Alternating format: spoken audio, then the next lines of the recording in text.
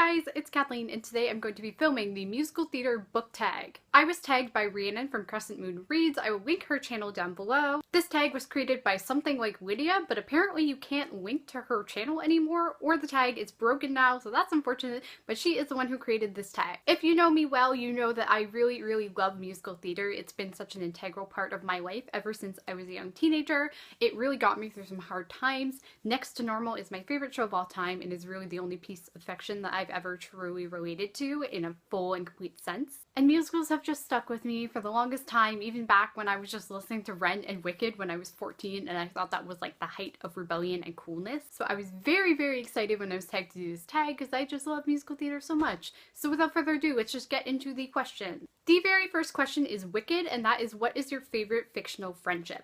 And for this, I was tempted to go with a more recent read, but I'm actually going to throw it back. And my favorite fictional friendship is actually going to be Becky and Sue's from Confessions of a Shopaholic.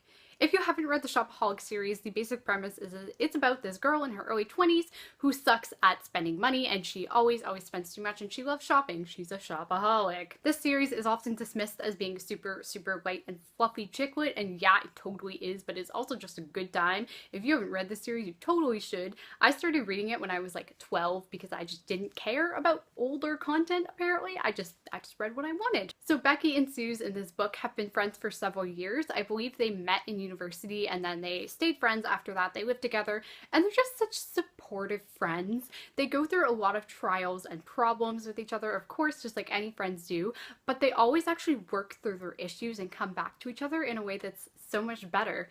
They're just such a great friendship. Honestly, the women in this book really inspired me. I think when I was young, I really learned a lot from chick lit in general, and especially from this series about how to live and how to treat people and how to be a good friend. So I love this series. I really recommend it, and Becky and Suze are just people I love. These characters stuck with me. Even though I hated the last book in the series, I still love the characters. I think they're great, and Becky and Suze are my favorite friendship of all time. The next musical theme question is Sweeney Todd, and that is a musical I've actually not seen, which is weird. You'd think I would have watched it by now, but I haven't. But the question is, what is your favorite villain? And honestly, at first I had a hard time coming up with an answer for this question because I'm not that into villains, don't kill me, but I like heroes. I like good people. I like well-written villains and everything, and I don't want them to be badly written, but I just prefer heroes. I like rooting for good people. That's my thing.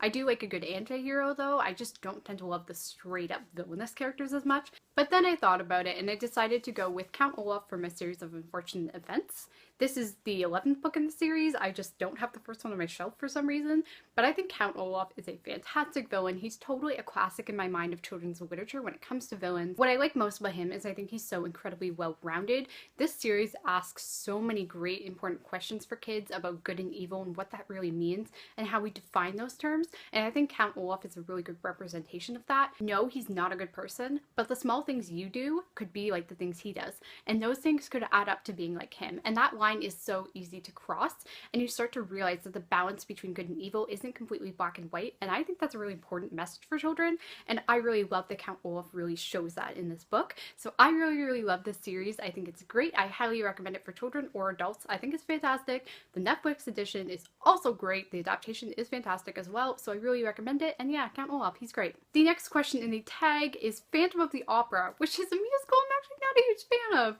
I just think it's weird. I don't know. Phantom never appealed to me. But the question is, what is your favorite love triangle? And honestly, I don't love love triangles. I don't think they usually serve very much narrative purpose. I think they're kind of silly.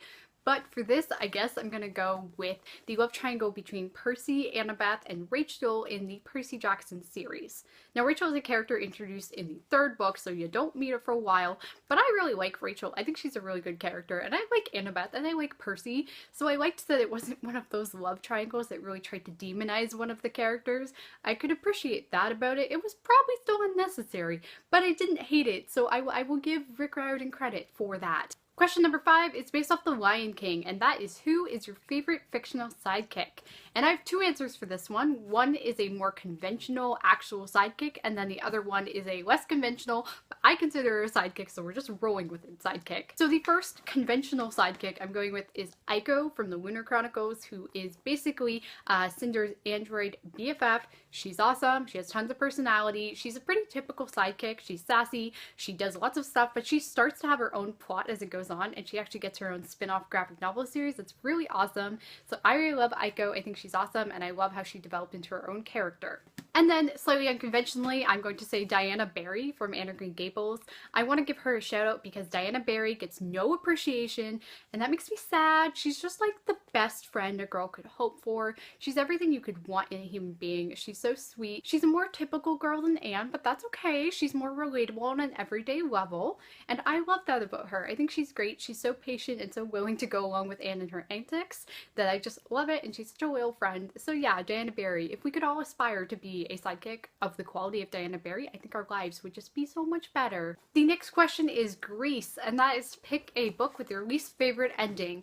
And for that, I'm gonna go with one where, like, I don't hate this ending, but I don't love it. It's hard to explain, but other books that I've mentioned in previous videos I really didn't want to repeat, and those have endings I dislike more.